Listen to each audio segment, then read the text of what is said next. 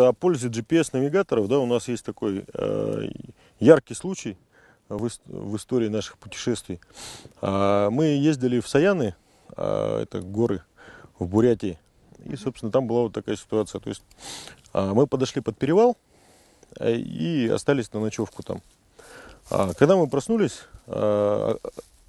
увидели, что вокруг снега намело по колено и метель. То есть, ну, и видимости вообще никакой. То есть мы попробовали, поднялись на перевал, то есть решили идти, несмотря на погоду. Спуска не нашли с перевала. То есть очень долго там ходили, часа полтора, наверное. Ну и потом решили оттуда уходить, потому что мы готовились к летнему походу. Собственно, зимнего снаряжения у нас вообще с собой не было. И решили уходить до границы леса, то есть с гор спуститься. Вот. Собственно, все тропы замело. Видимость, ну, не знаю, метров 7, наверное, была из-за метели, и ночь.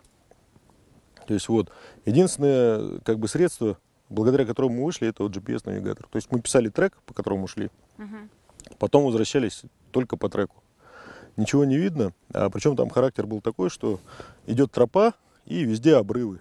То есть обрыв там, ну, не знаю, метров 300-400. То есть чуть с тропы сбился и улетел в этот обрыв, потому что ничего не видно. Вот только благодаря GPS-ке мы тогда вышли.